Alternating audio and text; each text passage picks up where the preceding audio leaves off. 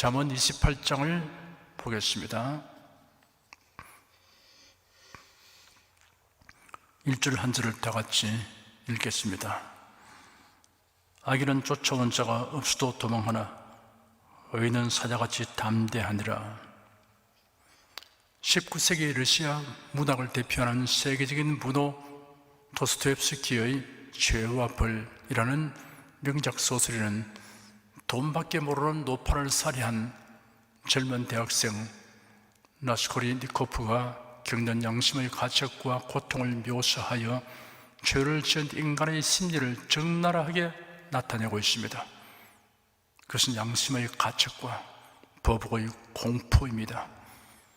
악을 행하여 비록 돈과 권력을 얻어도 마음의 평안은 잃어버리게 됩니다.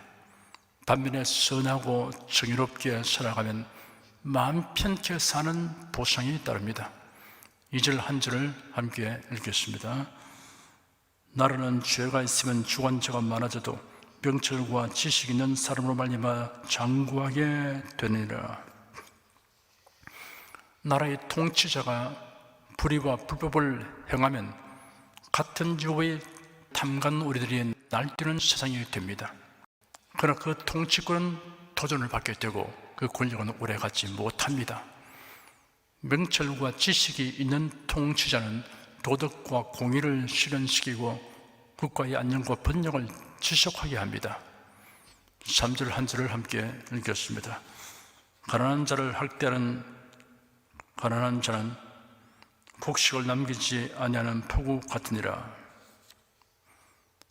고생과 가난은 두 종류의 사람을 만듭니다. 한 종류는 고생과 가난 속에 처한 사람을 이해하고 동정하는 사람이 되게 합니다. 다른 한 종류는 내게 비하면 너의 고생과 가난은 약과다라고 생각하며 인정사정 없는 사람이 되게 합니다. 4절 한 절을 함께 읽겠습니다. 율법을 버리는 자는 악인을 칭찬하느라 율법을 지키는 자는 악인을 대적하느니라. 하나님의 율법은 공의와 진실이 그 근간이 됩니다. 불의하고 거짓되게 행하는 자를 옹호하고 나서는 자는 하나님의 공의와 진실의 법을 버리고 거스르는 자입니다. 하나님의 공의와 진실의 법을 지키는 자는 불의하고 거짓되게 행하는 자와 싸우기를 주저하지 않습니다. 5절 한 절을 함께 읽겠습니다. 악인은 공의를 깨닫지 못하나 여호와를 찾는 자는 모든 것을 깨닫느니라. 악인은 모든 판단의 기준을 자기에게 두기 때문에 공의를 깨닫지 못합니다. 여호와를 찾는 자는 하나님의 말씀으로 판단 기준을 삼는 자를 말합니다.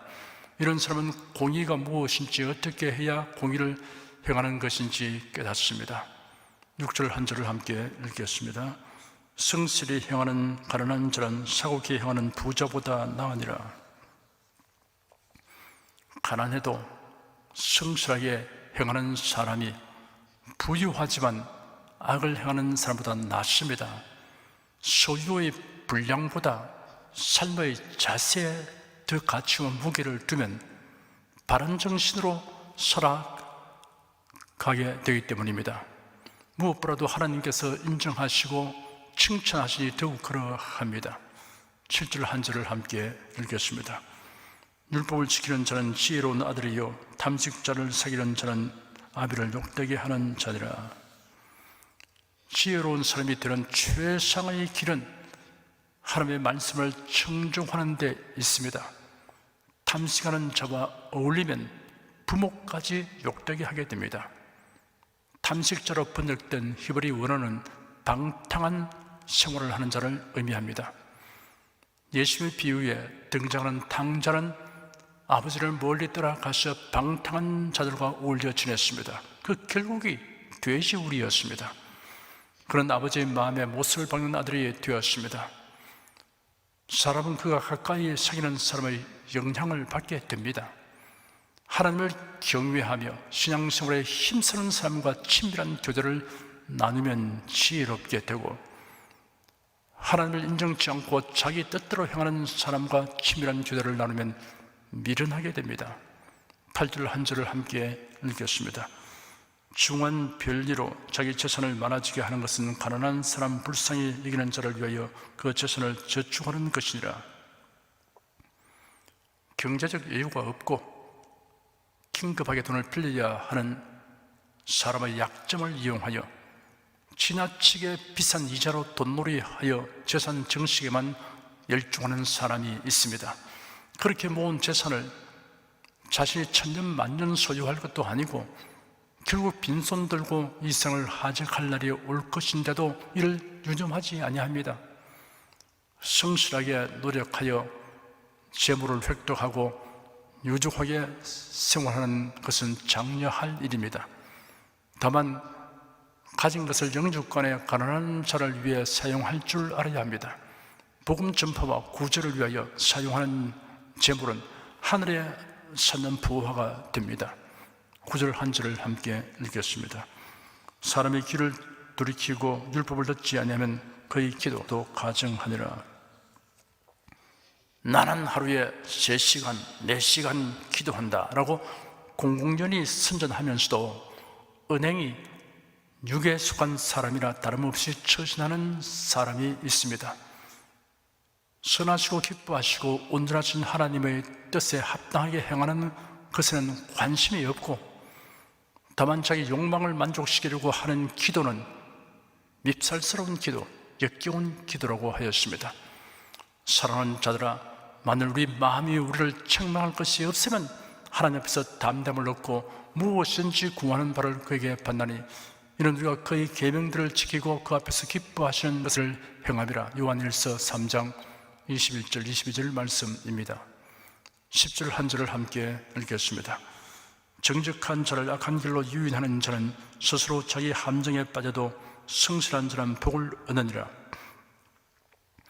정직한 자를 악한 길로 유인하는 자는 자기가 판 함정에 빠진다고 했습니다. 성도를 바른 신앙의 길에서 이탈하도록 유인하는 것은 하나님을 향한 범죄이며 그 행위는 자기 함정이 됩니다. 그러나 유혹에 빠지는 자에게도 잘못이 있습니다. 성실한 자는 복을 얻으리라고 했는데 여기서 성실한 자는 악한 자의 협박이나 회유나 유혹에 동요되지 않는 사람을 의미합니다. 11절 한 절을 함께 읽겠습니다. 부자는 자기를 지혜롭게 여겨도 명철한 가난한 자는 그를 살펴 하느니라. 부자가 되면 자신이 남보다 지혜가 많은 줄로 착각하기 쉽습니다.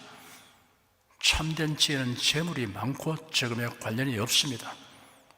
명철하여도 가난한 사람은 자신이 지혜가 없어서 가난한 것이 아님을 알기 때문에 재화가 많음으로 우쭐대는 사람을 부러워하지 않습니다.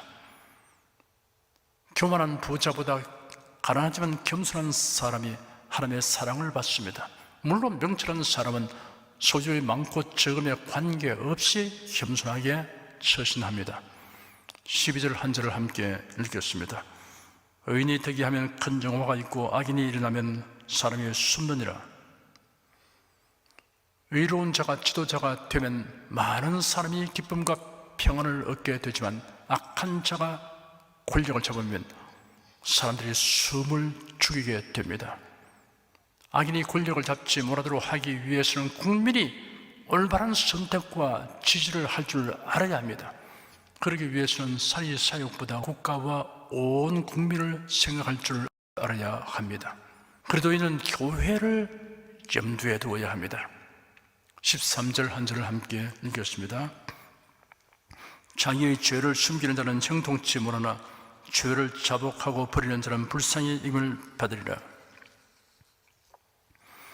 하나님 앞에 숨길 수 있는 죄는 없습니다. 가인은 시기 질투심을 다스리지 못하고 동생 아벨을 죽이는 살인죄를 저질렀습니다. 여호와께서 가인에게 네하고 아벨이 어디 있느냐라고 물었습니다. 가인이 대답하기를 내가 알지 못합니다. 내가 내 아우를 지키는 자입니까? 라고 시침을 떼고 번번스럽게 대답했습니다. 하나님께서 말씀하시기를 네가 무엇을 하느냐? 네 아우의 핏소리가 땅에서부터 내게 호소하느니라 하였습니다. 회개는 죄사함 받는 필수 조건입니다. 회개에 대한 개념은 철저하게 성경의 가르침에 부합해야 합니다.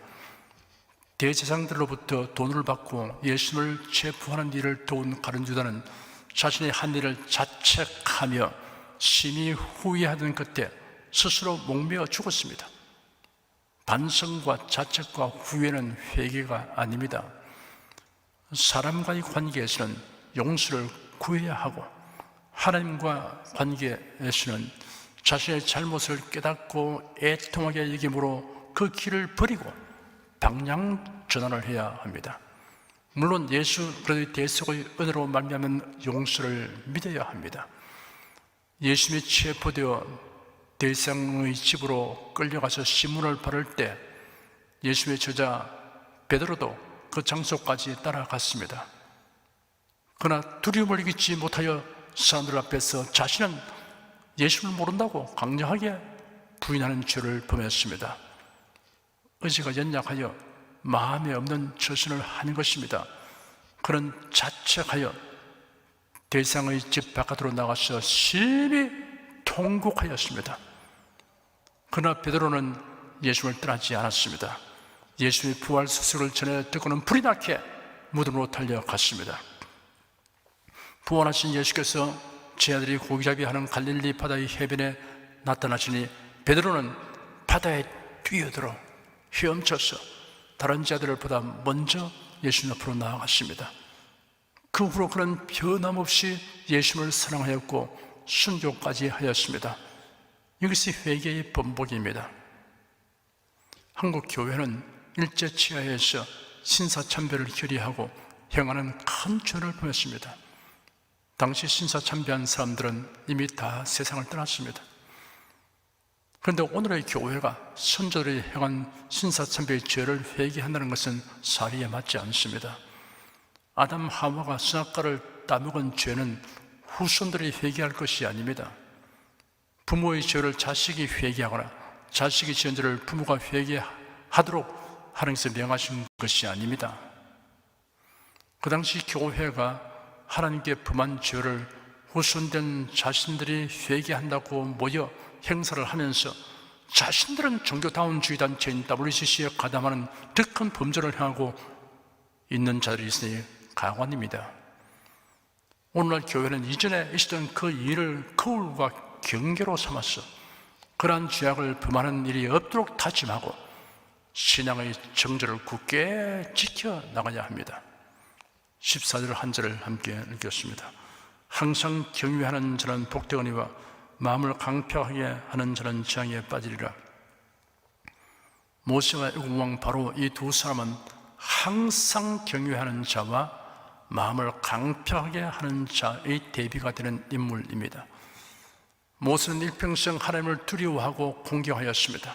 반면에 애굽 왕 바로는 하나님이 내리시는 재앙을 당하면서도 계속 강팍한 마음으로 뻗대다가 10가지 재앙으로 온 애굽을 쑥대밭이 되게 하였습니다. 15절 한 절을 함께 읽겠습니다. 가난한 백성을 압제하는 악한 관원은 부르짖는 사자와 죽인 곰 같으니라. 가난한 백성을 압제하는 악한 통치자는 야수와 같은 자입니다. 동정심과 긍휼을 따위는 찾아볼 수 없습니다. 가장 두드러진 예는 공산국가의 지도자들입니다. 16절 한 절을 함께 읽겠습니다. 무지한 지혜자는 포악을 크게 행하거니와 탐욕을 미워하는 자는 장수하리라. 여기서 무지란 하나님을 두려워할 줄 모르는 무지입니다. 통치자의 포악한 행위는 이 같은 무지에 기인합니다. 자유민주주의 국가의 통치자와 공산주의 국가의 통치자를 대비해 보면 현저하게 알 수 있습니다. 하나님을 경외함으로 자신의 욕망을 다스리는 통치자는 백성의 지속적인 신망을 얻습니다. 17절 한 절을 함께 읽겠습니다. 사람의 피를 흘린 자는 함정으로 달려갈 것이니 그를 막지 말지니라. 앞의 구절들을 볼 때 사람의 피를 흘리는 자는 무고한 자를 죽이고 폭정을 행하는 통치자를 의미합니다. 이런 악행이 결국은 그가 들어가게 되는 함정이 될 것이므로 그런 자가 보응받는 것을 막지 말라고 하였습니다. 막지 말라는 말씀은 악한 통치는 반드시 보응받게 될 것임을 강조하는 의미입니다. 의로우신 재판장이신 하나님이 판단하시기 때문이니 더욱 그러합니다. 18절 한 절을 함께 읽겠습니다. 승실히 행하는 자는 구원을 얻을 것이나 사고키에 행하는 자는 곧 넘어지리라. 성실은 가장 안전한 길을 제공해 줍니다. 거짓과 부정직은 당장은 편리하고 유익할지라도 결국 걸림돌이 됩니다. 19절 한 절을 함께 읽겠습니다. 자기의 토지를 경작하는 자는 먹을 것이 많으리니와 방탕을 쫓는 자는 궁핍함이 많으니라. 부지런한 것은 가장 좋은 자산입니다. 궁핍의 가장 큰 원인은 시간과 체력을 헛되게 소모하는 게으름과 낭비입니다. 20절 한 절을 함께 읽겠습니다. 충성된 자는 복이 많아도 속히 부하고자 하는 자는 형벌을 면치 못하리라. 충성된 자란 정직하고 성실하게 행하는 사람을 의미합니다. 이런 사람은 복이 많다고 하였습니다. 그 복은 하나님과 사람 앞에서 은총과 귀하게 힘을 받는 것입니다. 벼락부자가 드리는 과욕을 품으면 비정상적으로 행하기 쉽고 그로 인하여 형벌을 받는 일이 발생하게 됩니다. 급해도 계단은 한 계단씩 오르내려야 합니다. 한꺼번에 한 계단 이상을 밟고 오르내리려고 무리하게 행하면 사고가 나기 마련입니다. 21절 한 절을 함께 읽겠습니다. 사람의 낯을 부어 주는 것이 좋지 못하고 한 조각 떡을 인하여 범법하는 것도 그러하니라. 판결하는 위치에 있는 자는 사사로운 인정이나 뇌물에 좌우되지 않도록 해야 합니다. 하나님의 심판들을 생각해야 합니다. 22절 한 절을 함께 읽겠습니다. 악한 눈이 있는 자는 재물을 얻기만 급하고 빈궁이 자기에게로 임할 줄은 알지 못하느니라. 재물을 얻는데 전심전력하고 급급한다고 반드시 부유하게 되는 것이 아닙니다. 오래 탐욕으로 인하여 있던 것을 다 잃어버리고 빈궁하게 될 수 있습니다. 23절 한 절을 함께 읽겠습니다. 사람을 경책하는 자는 혀로 아첨하는 자보다 나중에 더욱 사랑을 받느니라. 당장 호감을 얻는 데는 비위를 맞추는 말을 하는 것보다 나은 것이 없습니다. 책망해야 할 일이라도 꾸짖으면 당장은 반발할지라도 나중에는 고맙게 여기게 될 것입니다. 무엇보다도 신앙생활이 정상에서 벗어난 사람에게는 처음 사랑, 처음 믿음을 회복하도록 경청하면 나중에 사랑을 받게 됩니다. 24절 한 절을 함께 읽겠습니다. 부모의 물건을 도둑질하고 죄가 아니라 하는 자는 멸망케 하는 자의 동료니라. 정상적인 과정을 거쳐 부모의 재산을 상속받지 않고 부모를 괴롭히고 압박하여 재산을 차지하는 것은 악한 일입니다. 이러한 일을 행하고도 정당한 행위라고 주장하는 사람은 탐욕의 눈이 멀어 죄책감을 지내지 못하는 도적과 같다고 하였습니다. 25절 한 절을 함께 읽겠습니다. 마음이 탐하는 자는 다툼을 일으키나 여호와를 의지하는 자는 풍족하게 되느니라. 탐욕을 품으면 다툴 일들이 발생합니다. 때를 따라 도우시는 하나님을 신뢰하는 사람은 부유의식을 가지며 자족하는 마음으로 살기 때문에 풍족을 누립니다. 내가 궁핍함으로 말하는 것이 아니라 어떠한 형편이든지 내가 자족하기를 배우노니 내가 비천에 취할 줄도 알고 풍부에 취할 줄도 알아. 모든 일에 배부르며 배고픔과 풍부와 궁핍도 일체의 비결을 배우노라. 사도 바울의 고백입니다. 26절 한 절을 함께 읽겠습니다. 자기의 마음을 믿는 자는 미련한 자요 지혜롭게 행하는 자는 구원을 얻을 자니라.